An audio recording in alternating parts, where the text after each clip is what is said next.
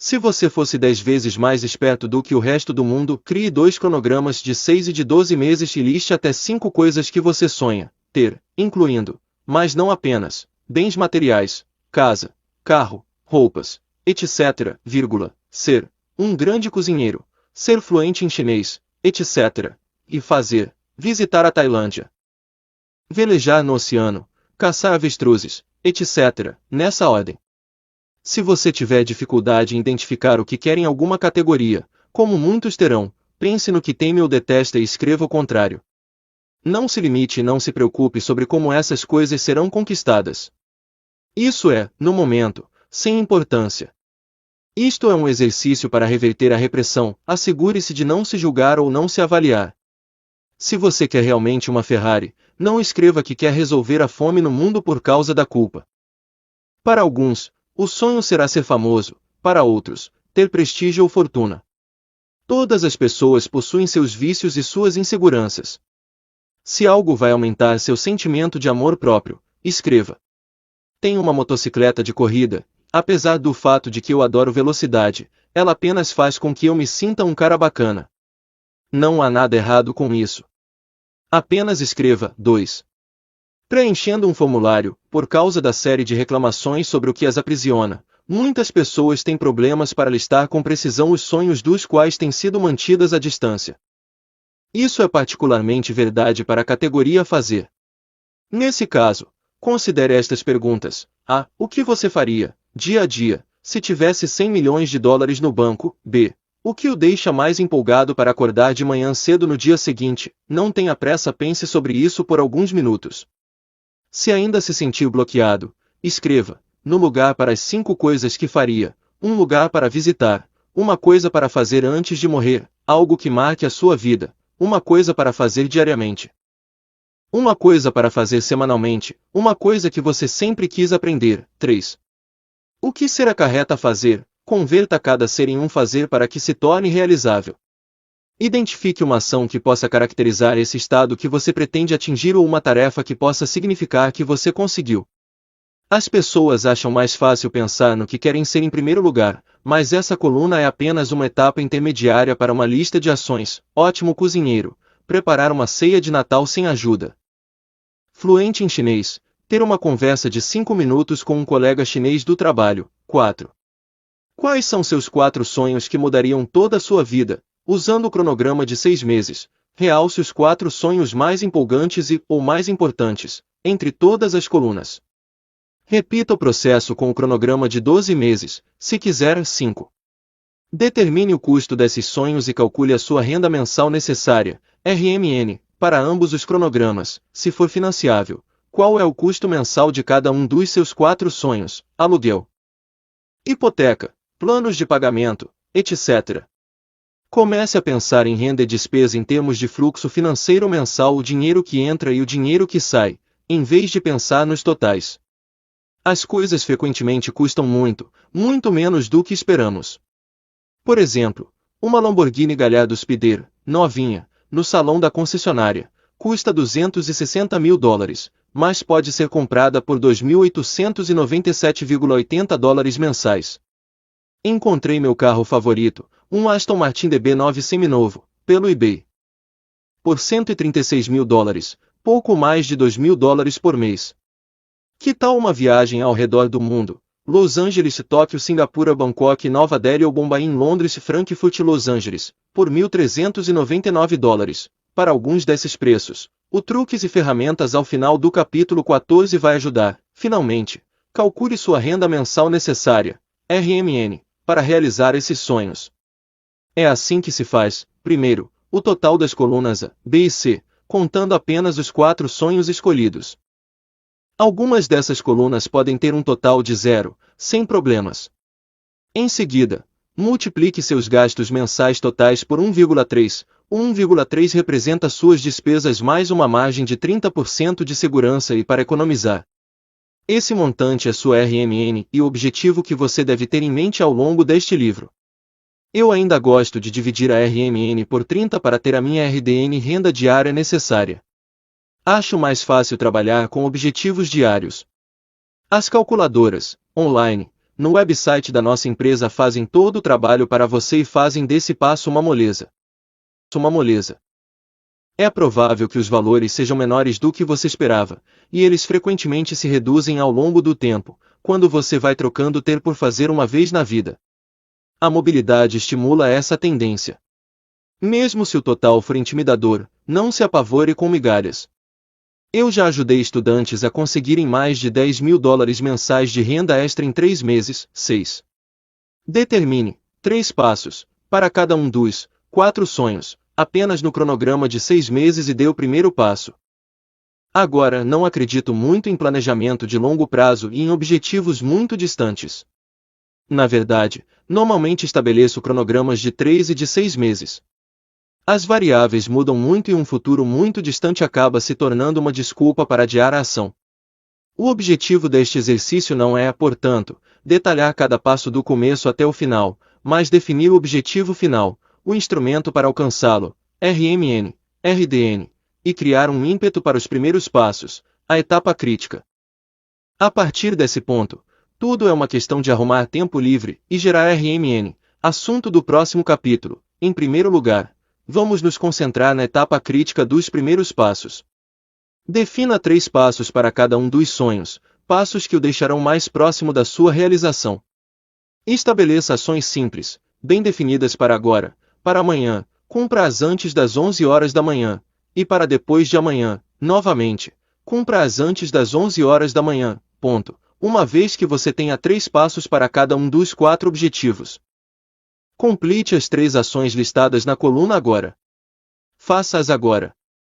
Cada uma deve ser simples o bastante para ser feita em 5 minutos ou menos. Se não, apague-as.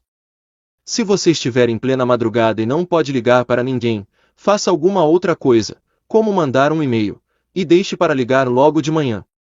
Se a próxima etapa for algum tipo de pesquisa, entre em contato com alguém que saiba a resposta em vez de gastar muito tempo procurando em livros ou na internet, o que pode se transformar em paralisia por análise.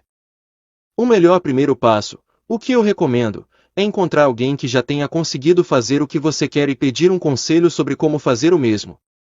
Não é difícil, outras opções incluem marcar uma reunião com um treinador, um mentor ou um agente de vendas, ou ligar para eles, para gerar um ímpeto inicial. Você consegue marcar uma aula particular ou um compromisso que se sentirá mal em desmarcar. Use a culpa a seu favor, amanhã vira nunca. Não importa o quão pequena seja a tarefa. Dê o primeiro passo agora, item, desafiando o conforto, item. As ações mais importantes nunca são confortáveis, felizmente, é possível se acostumar ao desconforto e assim vencê-lo. Eu me treinei para propor soluções em vez de pedi-las, para extrair as respostas desejadas em vez de reagir, e para ser assertivo sem destruir as pontes atrás de mim. Para ter um estilo de vida em comum, você precisa desenvolver o hábito em comum de tomar decisões, por você e pelos outros. Deste capítulo em diante, levarei você a fazer exercícios progressivamente mais desconfortáveis, simples e curtos.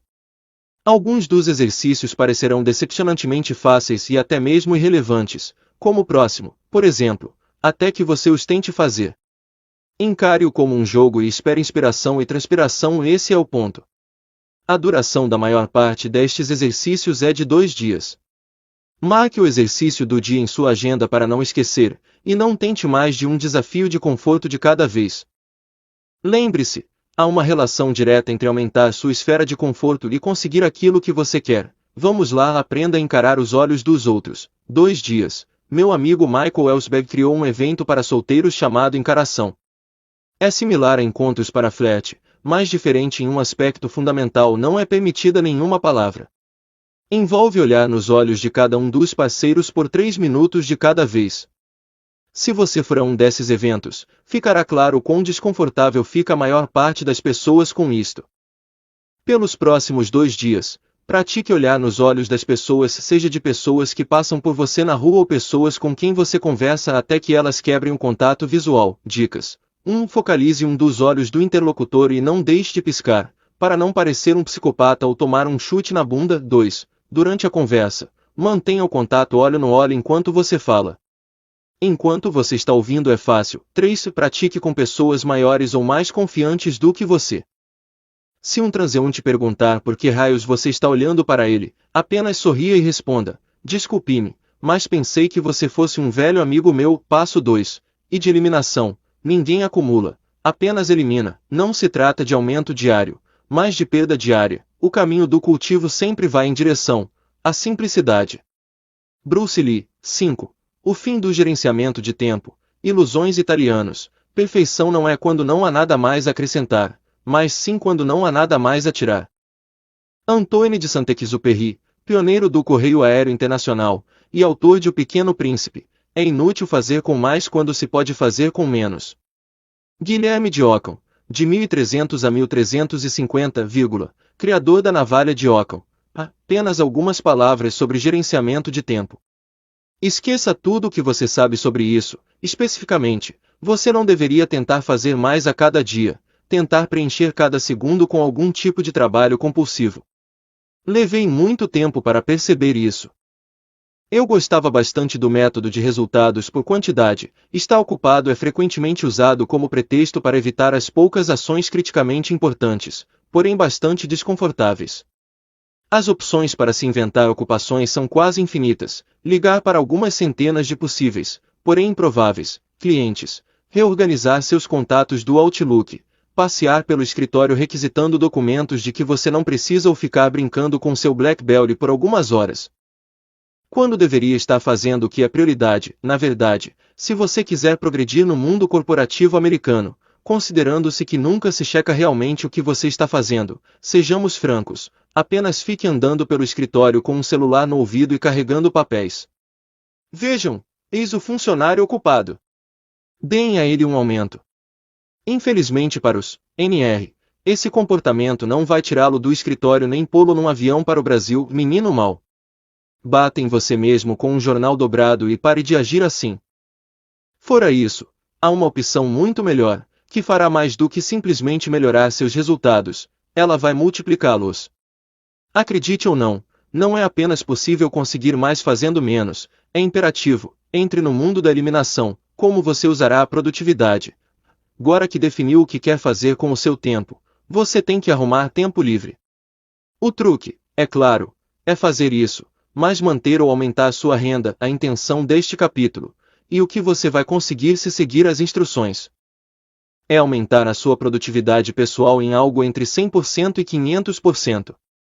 Os princípios são os mesmos para empregados e empresários, mas os objetivos desse aumento de produtividade são completamente à distância. Primeiro, o empregado.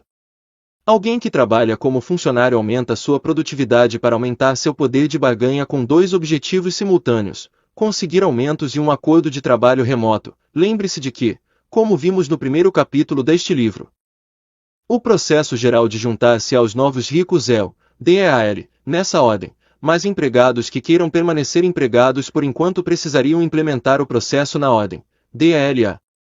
A razão disso tem a ver com o ambiente de trabalho.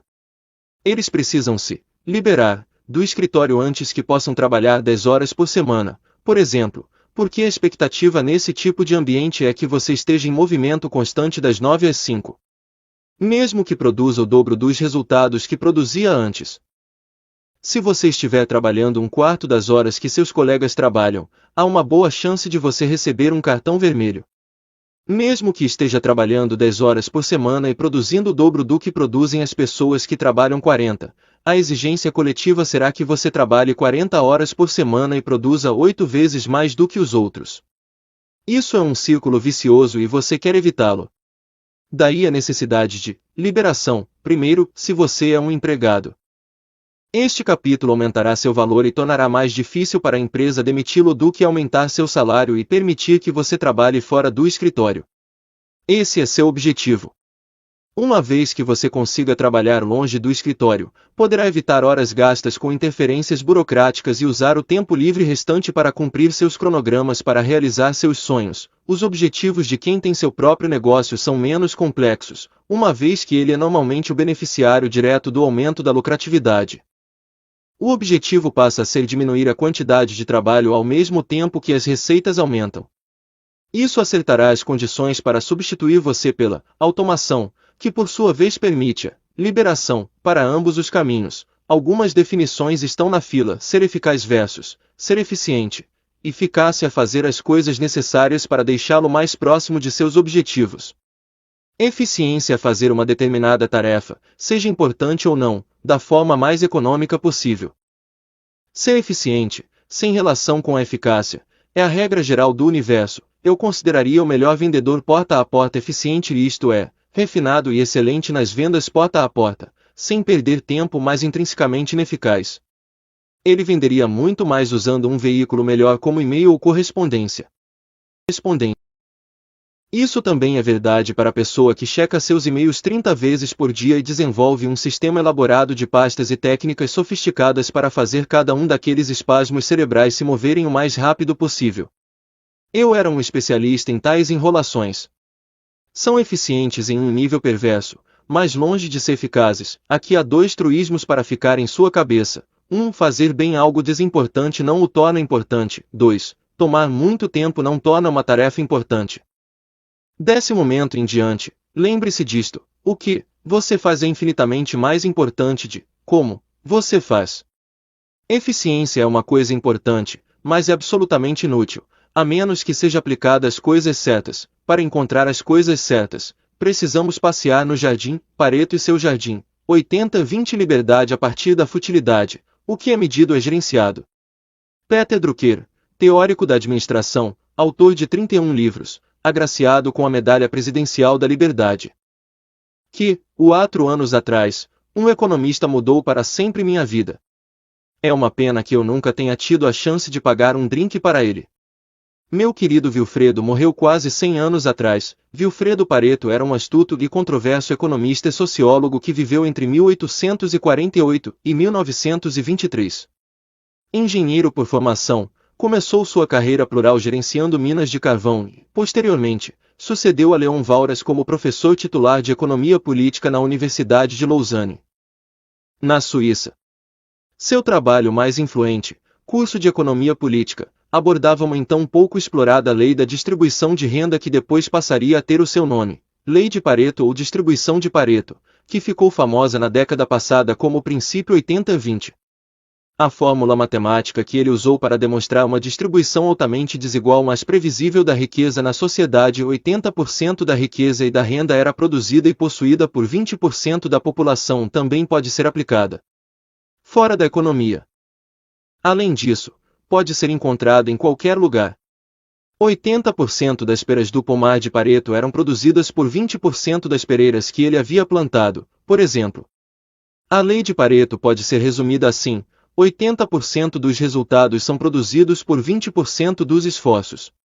Formas alternativas de se enunciar isto, dependendo do contexto, são: 80% das consequências decorrem de 20% das causas, 80% dos resultados vêm de 20% do tempo gasto em esforço, 80% dos lucros de uma empresa vem de 20% dos produtos e dos clientes.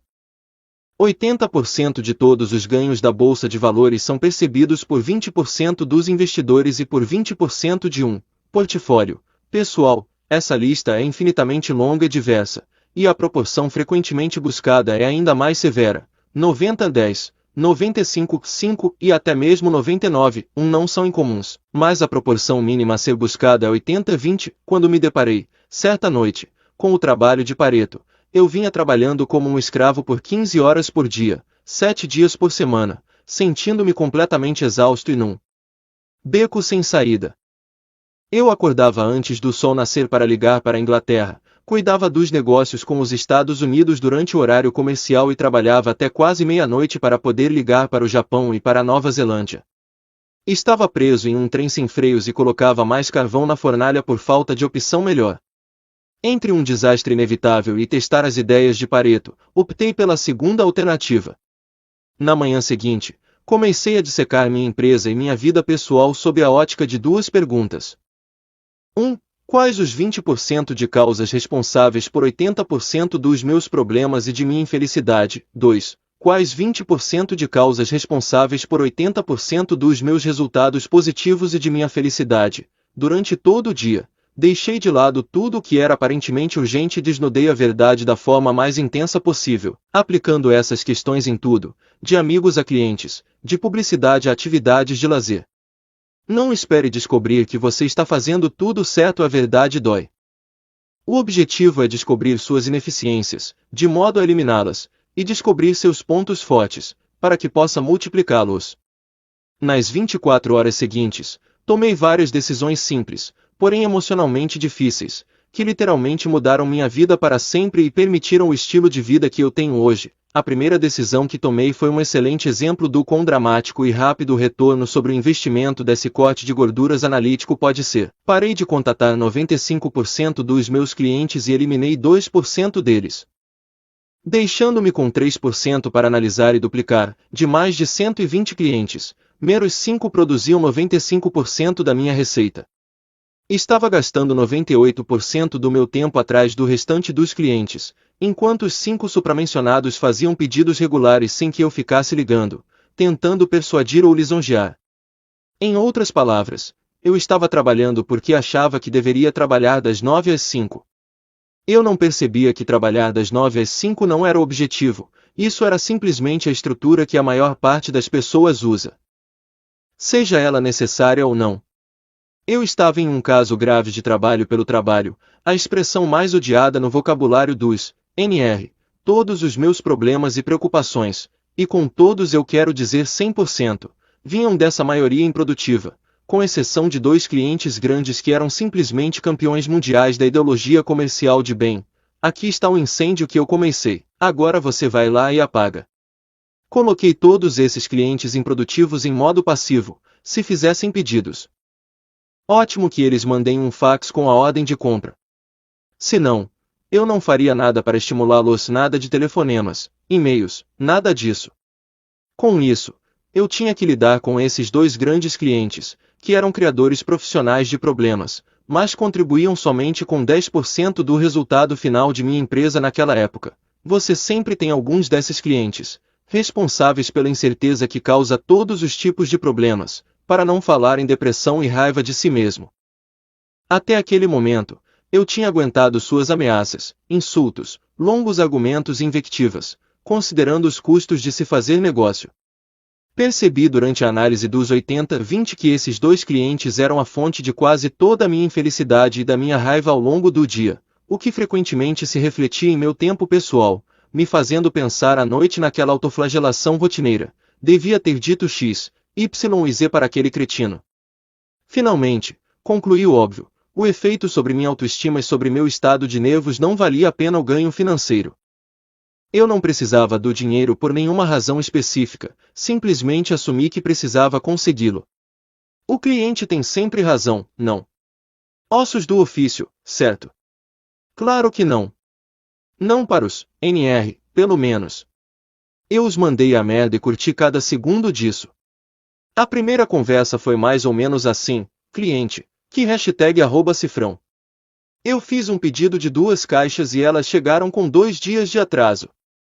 Nota: ele enviará o pedido à pessoa errada pela via errada, apesar de ter sido repetidamente advertido. Vocês são o bando de idiotas mais desorganizado com quem eu já trabalhei. Eu tenho 20 anos de experiência no ramo, e esse é certamente o pior. Qualquer NR nesse caso, eu vou te matar. Tenha medo, tenha muito medo, eu gostaria de ter dito isso. Ensaiei falar isso 1 milhão de vezes em meu teatro mental, mas na prática a conversa foi mais ou menos assim: sinto muito, senhor. Sabe, eu ouço seus insultos já há algum tempo, e lamento informar que parece que não poderemos mais fazer negócios. Recomendo que o senhor procure saber de onde vem toda essa raiva e toda essa infelicidade que sente. De qualquer forma, desejo tudo de melhor ao senhor. Se quiser pedir algum de nossos produtos, ficaremos felizes em fornecer, mas apenas se o senhor comportar-se com uma linguagem apropriada e sem insultos desnecessários. O senhor tem nosso número de fax. Tudo de bom e tenha um bom dia. Desligo. Fiz isso uma vez por e-mail e uma vez por telefone. E aí, o que aconteceu? Perdi um cliente. Mas o outro corrigiu seu rumo e simplesmente passou a mandar os pedidos por fax, repetidas vezes. Problema resolvido, Perdas minimizadas. Imediatamente, fiquei 10 vezes mais feliz, então, parti para identificar as características comuns dos meus 5 melhores clientes e encontrar mais ou menos uns 3 com perfil semelhante, na semana seguinte. Lembre-se, mais clientes não significam automaticamente mais receita. Mais clientes não são objetivo e normalmente trazem 90% mais trabalho e menos 1% a 3% de acréscimo na receita. Não se engane, o objetivo primário é obter receita máxima com o menor esforço necessário, incluindo o menor número possível de clientes. Dupliquei minha força, neste caso os meus principais clientes, e me concentrei em aumentar o tamanho e a frequência de seus pedidos, o resultado final. Deixei de perseguir e satisfazer 120 clientes para passar a receber pedidos grandes de apenas 8, sem absolutamente nenhum telefonema implorando ou longos e-mails. Minha renda mensal subiu de $30.000 para 60.000 em um mês. E minhas horas de trabalho semanais despencaram de mais de 80 para aproximadamente 15. Mais importante do que isso, eu estava feliz comigo mesmo e me senti otimista e livre pela primeira vez em mais de 2 anos. Nas semanas que se seguiram, apliquei o princípio 80-20 a inúmeras áreas, incluindo estas. 1. Propaganda. Identifiquei os anúncios que geravam 80% ou mais de retorno. Procurei as características comuns entre eles e os multipliquei, ao mesmo tempo que eliminei todos os outros.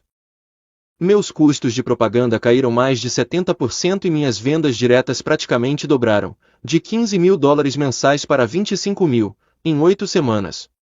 Teriam dobrado imediatamente se eu usasse rádio, jornais ou televisão, em vez de revistas, em que leva mais tempo para o anúncio ser publicado. 2. Afiliadas e parceiros, online. Dispensei mais de 250 afiliadas, online, com baixo rendimento ou as pus em compasso de espera, para focar nas 2 afiliadas que geravam 90% da receita. Meu tempo de gerenciamento despencou de 5 a 10 horas por semana para 1 hora por mês. A renda dos parceiros, online, subiu mais de 50% no mesmo período. Tire o pé do acelerador e lembre-se disso, a maior parte das coisas não faz diferença nenhuma. Estar ocupado é uma forma de preguiça, pensamento preguiçoso e ação indiscriminada. Estar assoberbado é normalmente tão improdutivo quanto ficar sem fazer nada, e muito menos agradável. Ser seletivo, fazer menos coisas, é o caminho da produtividade.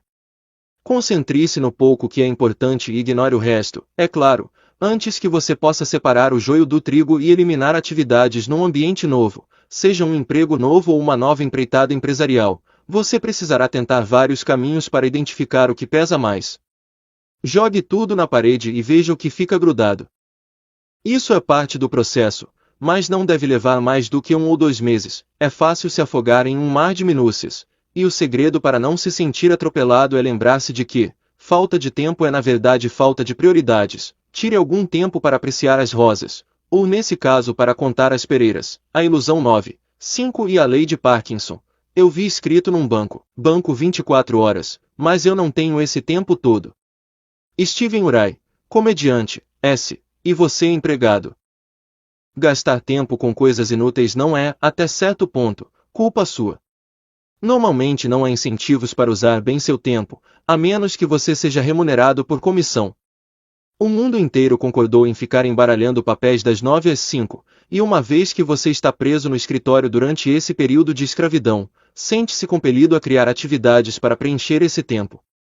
Você desperdiça tempo porque há muito tempo disponível. É compreensível. Agora que tem o objetivo de negociar um acordo de trabalho fora do escritório. Em vez de apenas esperar pelo contra-cheque, é hora de revisitar o status quo e tornar-se eficaz. Os melhores empregados possuem mais força para negociar. Para os empresários, o desperdício de tempo é uma questão de hábitos ruins e de imitação. Eu não sou exceção. A maior parte dos empresários algum dia já foi empregada e veio da cultura das 9 às 5. Por isso, adotam o mesmo horário, ainda que não funcionem direito às 9 horas da manhã ou que não precisem de 8 horas de trabalho para produzir a renda necessária. Esse horário é um acordo social coletivo e um legado jurássico da abordagem de resultados por volume. Como é possível que todas as pessoas no mundo precisem exatamente de 8 horas para completar seu trabalho? Não é. Esse período é uma arbitrariedade. Você não precisa de 8 horas por dia para se tornar um milionário legítimo, basta ter os meios para viver como um. 8 horas por semana frequentemente será excessivo, mas não espero que você já acredite em mim. Sei que você provavelmente se sente como eu me senti por longo tempo, simplesmente não há horas suficientes no dia. Mas vamos refletir sobre algumas coisas nas quais a gente provavelmente concorda. Uma vez que temos 8 horas para nos ocupar, preenchemos as 8 horas. Se tivéssemos 15, preencheríamos as 15.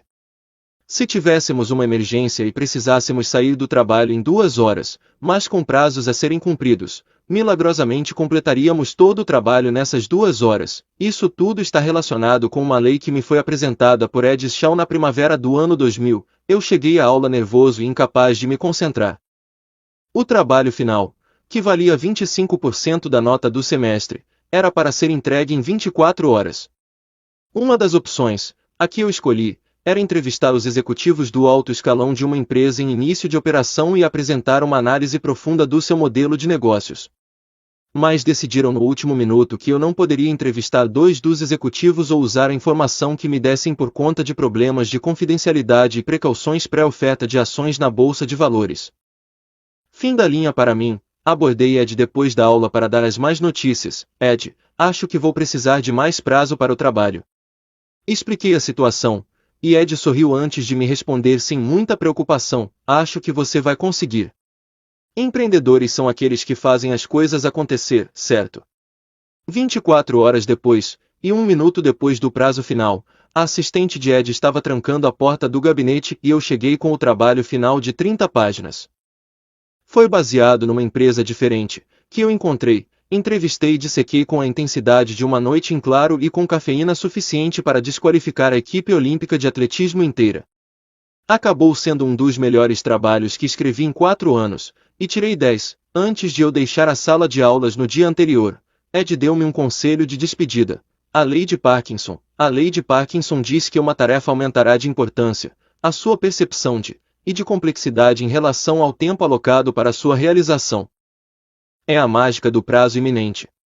Se eu lhe der 24 horas para completar um projeto, a pressão do tempo força-o a se concentrar na execução e você passa a não ter escolha a não ser fazer apenas o que é estritamente essencial. Se eu lhe der uma semana para fazer a mesma tarefa, são 6 dias para transformar um montinho de terra numa montanha. Se eu lhe der 2 meses, torna-se um monstro na sua cabeça.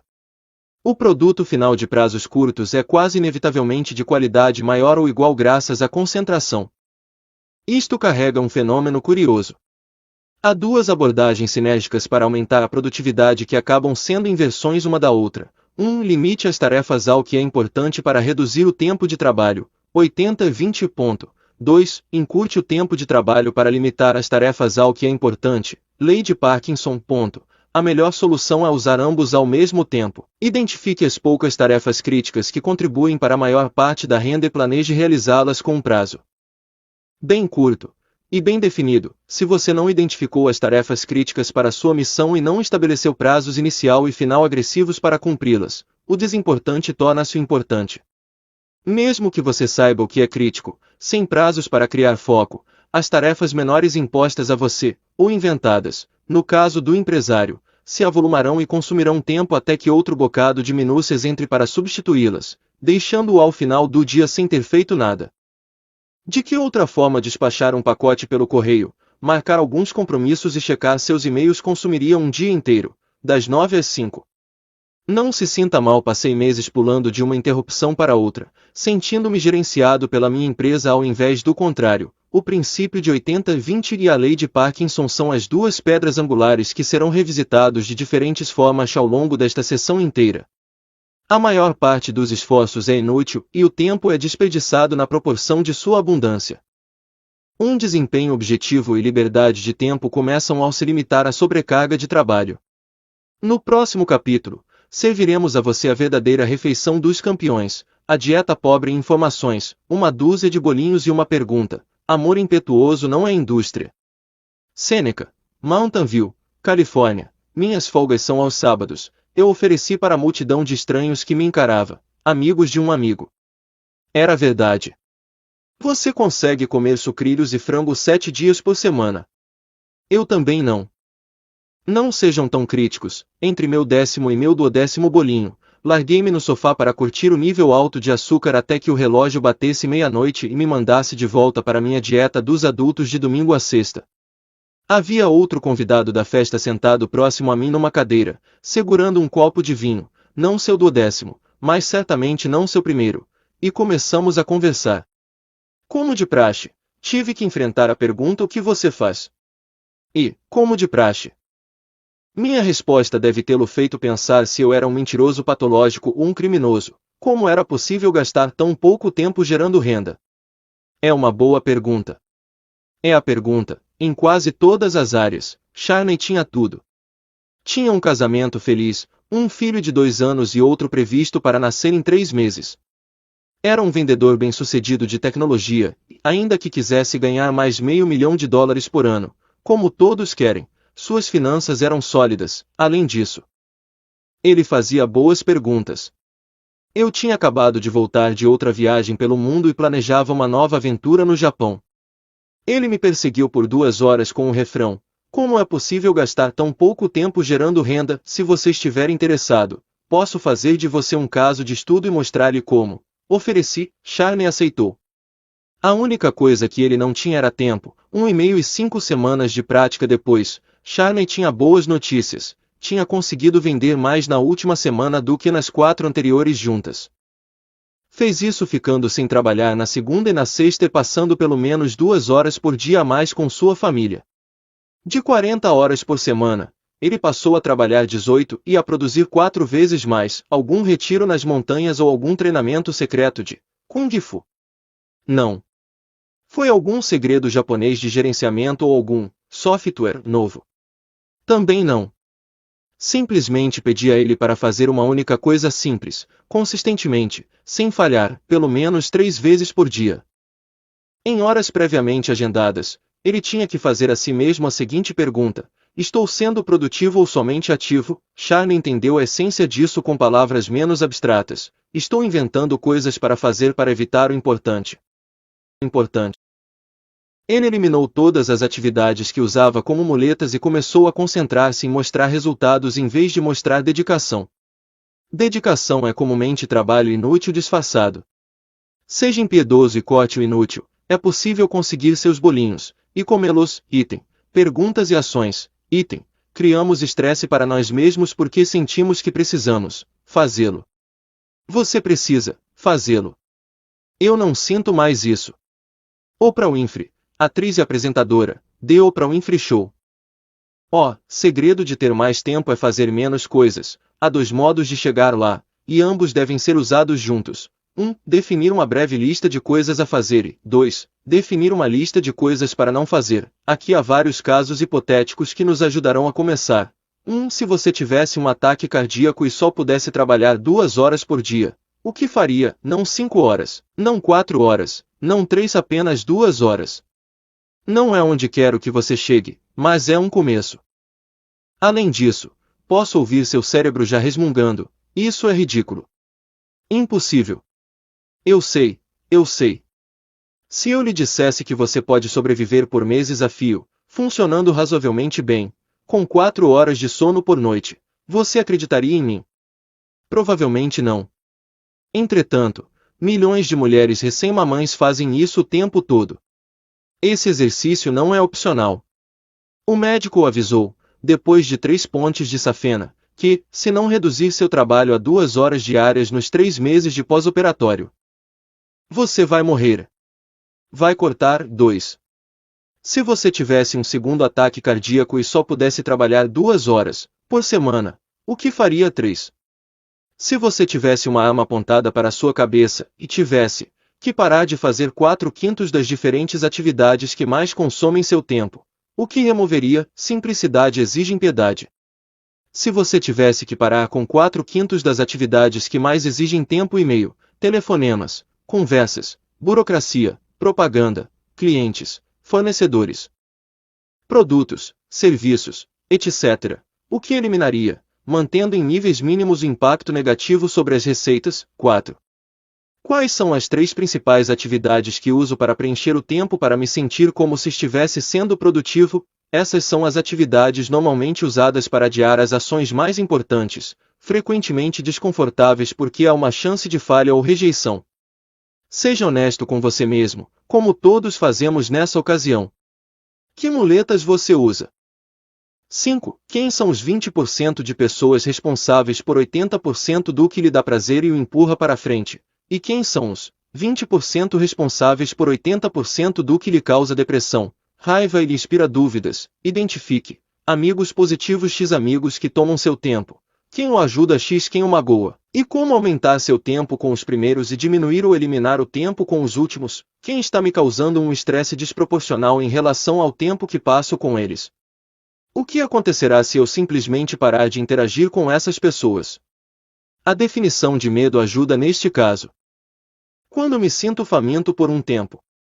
Que compromissos, pensamentos e pessoas posso eliminar para resolver esse problema? Não são necessários números exatos para perceber que passamos muito tempo com pessoas que nos envenenam com pessimismo, preguiça e baixas expectativas em relação a elas mesmas e ao mundo. Nesses casos, você precisa se livrar de certos amigos ou se afastar de determinados círculos sociais para ter a vida que você deseja. Isso não é ser cruel, e sim prático. As pessoas tóxicas não merecem seu tempo.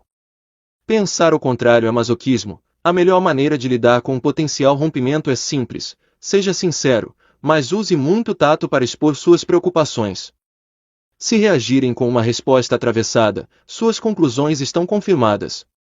Descarte-as como descartaria um hábito ruim.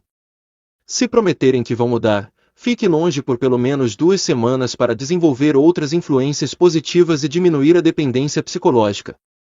Depois disso, o período de teste deve ter uma duração determinada, com critérios para a eliminação definitiva. Se você acha que essa abordagem é muito agressiva, recuse-se educadamente a interagir com essas pessoas. Diga que está fazendo alguma coisa quando o telefone tocar, diga que já tem um compromisso marcado quando o convite for feito. Quando você começar a sentir os benefícios do afastamento, será mais fácil romper de uma vez, não vou mentir. É muito ruim. Dói como quando você arranca uma farpa. Mas você é a média das 5 pessoas com quem mais convive, por isso não subestime os efeitos dos amigos pessimistas, desorganizados e sem ambição. Se alguém não estiver fazendo com que você se torne mais forte, é porque está fazendo com que fique mais fraco. Arranque as lascas e irá se agradecer por isso. 6. Aprenda a perguntar-se: se essa for a única coisa que eu fizer hoje, ficarei satisfeito com meu dia? Nunca chegue ao seu escritório, ou à frente do seu computador, sem uma lista clara de prioridades. Você apenas lerá e-mails irrelevantes e bagunçará seu cérebro pelo resto do dia. Compile sua lista de coisas a fazer amanhã impreterivelmente até hoje de noite. Não recomendo usar o Outlook ou listas computadorizadas, porque é possível acrescentar um número infinito de itens. Eu uso uma folha de papel dobrada 3 vezes, que cabe perfeitamente no bolso e limita o espaço a apenas alguns poucos itens. Nunca deve haver mais de 2 itens críticos para se fazer a cada dia. Nunca. Não é necessário se eles realmente forem de alto impacto. Se você estiver com dificuldades para decidir entre vários itens, todos eles parecendo cruciais, como acontece com todos nós, olhe para um de cada vez e pergunte-se: se essa for a única coisa que eu fizer hoje, ficarei satisfeito com meu dia? Para evitar o aparentemente urgente, pergunte-se: o que acontecerá se eu não fizer isto? E vale a pena deixar de lado algo importante para fazê-lo?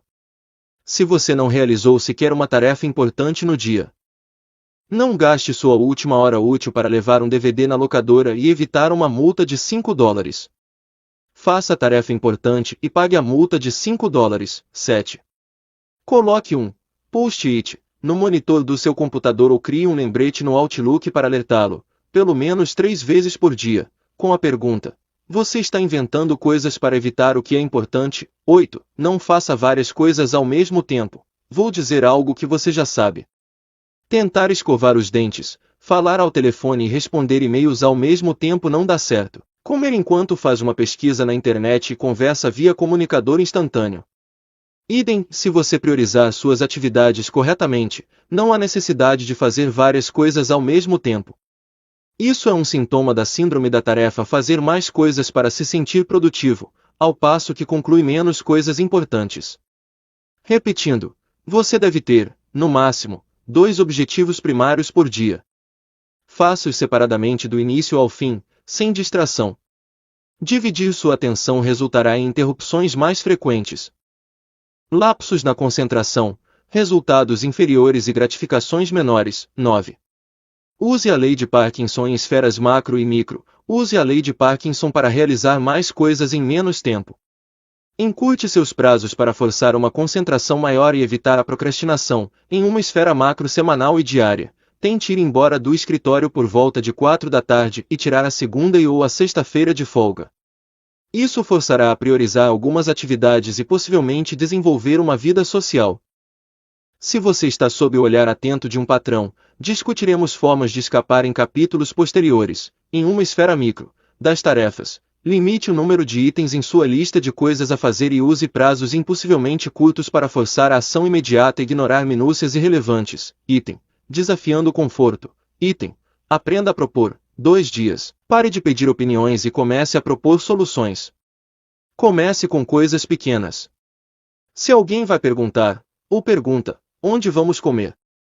Que filme deveríamos ver? O que vamos fazer hoje à noite? Ou algo similar, não responda com bem, o que você quer fazer e ofereça uma solução, pare com as idas e vindas e tome uma decisão. Pratique isto nos meios profissional e pessoal.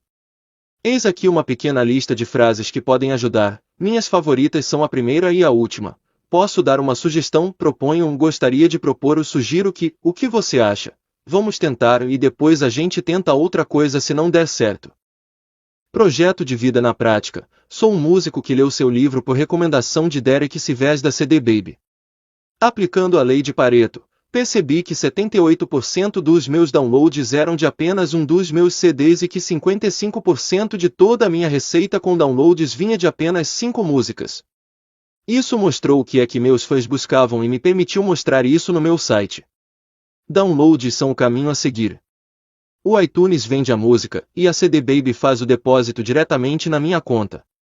Totalmente automatizado uma vez feita a gravação. Em alguns meses posso viver só da renda dos downloads.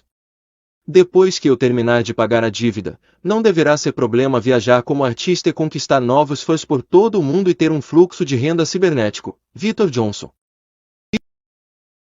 Receber cheques deveria considerar o uso de uma caixa postal. Todos os bancos oferecem esse serviço. Todos os cheques vão para uma caixa postal no banco, que faz a compensação e o depósito em conta corrente, de acordo com suas instruções. Eles podem mandar um arquivo com a relação de todos os cheques depositados. Isso pode ser feito em uma planilha de Excel ou em qualquer outro programa com interface para qualquer programa de contabilidade simples, compatível com Quicken ou SAP. Algo bem econômico, anônimo. 6. A dieta pobre em informação, cultivando ignorância seletiva. O que a informação consome é bastante óbvio, consome a atenção do receptor. Daí, uma riqueza de informação cria uma pobreza de atenção e uma necessidade de alocar eficientemente a atenção em meio a uma superabundância de fontes de informação que podem consumi-la. Herbert Simon, vencedor do Prêmio Nobel de Economia, e do A.M. Turing Award, o Prêmio Nobel da Ciência da Computação. Ler, depois de uma certa idade, diverte a mente muito além do seu potencial criativo. Qualquer homem que leia muito e use pouco o seu próprio cérebro cai em hábitos preguiçosos de pensar. Albert Einstein. E espero que você esteja sentado. Tire o sanduíche da boca para não engasgar. Tape os ouvidos das crianças. Eu vou lhe dizer algo que aborrece muitas pessoas. Nunca assisti ao noticiário e só comprei um único jornal nos últimos 5 anos, no aeroporto de Stansted, em Londres. E apenas porque ele me dava desconto para comprar uma Pepsi Diet, eu até reivindicaria ser Amish, mas da última vez que chequei, Pepsi não estava no cardápio. Que obsceno!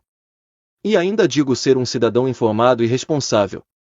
Como me mantenho atualizado sobre as coisas que estão acontecendo? Responderei tudo isso, mas espere, isso ainda fica melhor. Checo meus e-mails profissionais durante 1 hora cada segunda-feira, e nunca checo as mensagens de voz quando estou viajando. Nunca mesmo, mas e se alguém tiver uma emergência? Isso não acontece. Meus contatos agora sabem que não atendo a emergências, então as emergências de alguma forma não acontecem ou não chegam até mim. Problemas, via de regra, resolvem-se sozinhos ou desaparecem caso você se elimine como gargalo de informação ou delegue poderes a outros, cultivando ignorância seletiva. Há várias coisas em que um homem sábio gostaria de ser ignorante. Ralph Waldo Emerson, de 1803 a 1882. Deste ponto em diante, proporei que você desenvolva a incomum habilidade de ser seletivamente ignorante. A ignorância pode ser incrível, mas também é muito prática. É imperativo que você aprenda a ignorar ou a redirecionar todas as informações e interrupções irrelevantes, desimportantes ou impraticáveis. A maior parte se enquadra nas três categorias. O primeiro passo é desenvolver e manter uma dieta pobre em informações. Assim como o homem moderno consome muitas calorias e também calorias de pouco valor nutritivo. Quem trabalha com informação consome dados em excesso e das fontes erradas. O projeto de vida é baseado em ações em massa resultados. Elevar os resultados exige reduzir os esforços. A maior parte das informações gasta o seu tempo, é negativa, irrelevante para seus objetivos e fora do seu âmbito de influência. Desafio você a olhar para tudo o que leu ou a que assistiu hoje e me dizer qualquer coisa que não tenha pelo menos duas das 4 características apresentadas.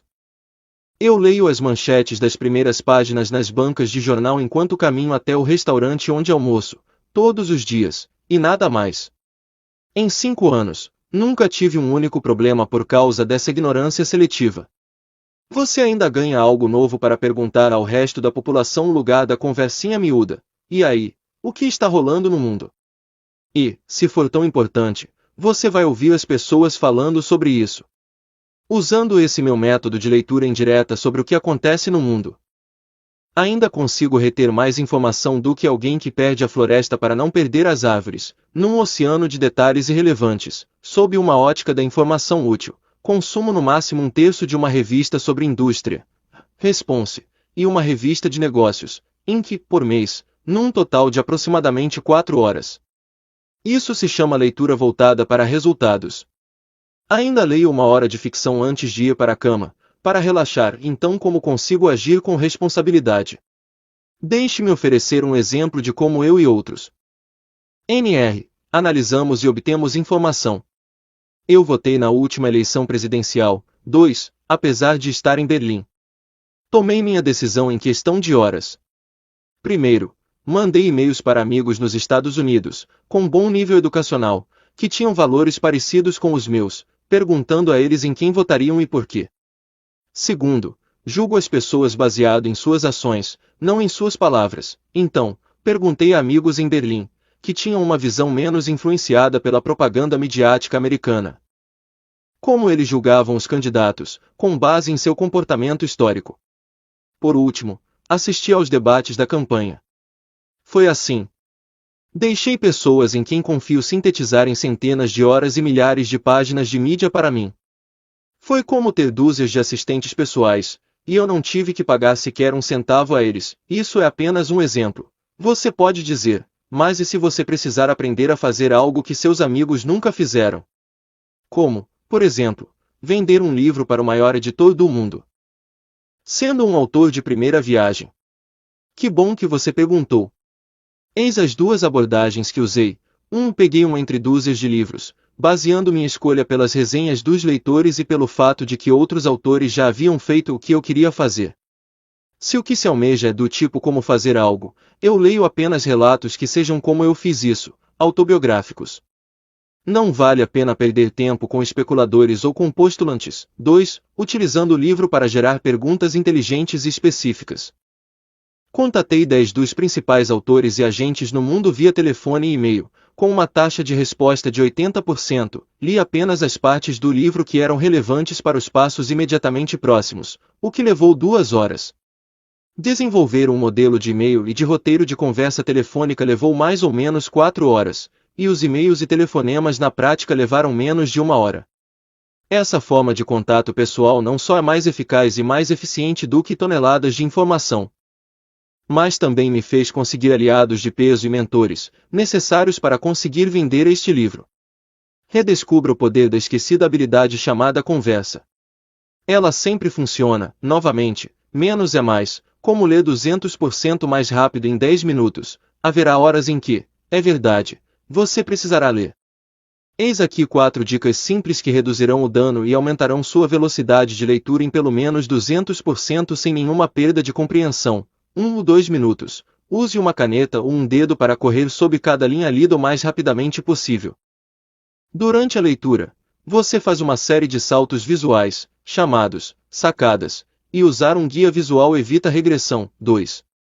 3 minutos. Comece a ler cada linha focando na terceira palavra a partir da primeira, e termine cada linha focando na terceira palavra a partir da última. Isso faz com que você use sua visão periférica que, de outra forma, é desperdiçada focando apenas as margens. Por exemplo, mesmo se as palavras em destaque na frase a seguir forem seus pontos focais inicial e final. A frase toda é lida, mas agora fazendo menos movimentos com os olhos. Era, uma vez, um viciado em informação que decidiu se desintoxicar.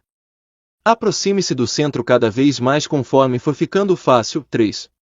2 minutos. Assim que for confortável suprimir a leitura direta de 3 ou 4 palavras de cada lado. Tente fixar a visão apenas 2 vezes por linha, na primeira e na última palavra que você destacar. 4. 3 minutos. Pratique ler o mais rápido que conseguir sem prejudicar a compreensão. Mas utilizando boa técnica, as 3 acima, por exemplo, por 5 páginas, para encontrar uma velocidade confortável de leitura. Isso aumentará sua percepção e redefinirá seu limite de velocidade, tal qual sentimos normalmente que estamos rápidos a 80 km por hora, mas essa mesma velocidade parece câmera lenta se tivermos acabado de reduzir de 110 km por hora numa rodovia, para calcular sua velocidade de leitura, em palavras por minuto, ppm, e consequentemente seu progresso, em um determinado livro. Same o número de palavras em 10 linhas e divida por 10, para ter a média de palavras por linha. Multiplique este valor pelo número de linhas por página e você terá um número médio de palavras por página. Agora é simples. Se você inicialmente lia 1,25 página por minuto em uma média de 330 palavras por página, isso significa que você lia 412,5 palavras por minuto. Se, depois do treinamento, você lê 3,5 páginas por minuto, isso são 1.155 palavras por minuto e você está entre 1% da humanidade que lê mais rápido.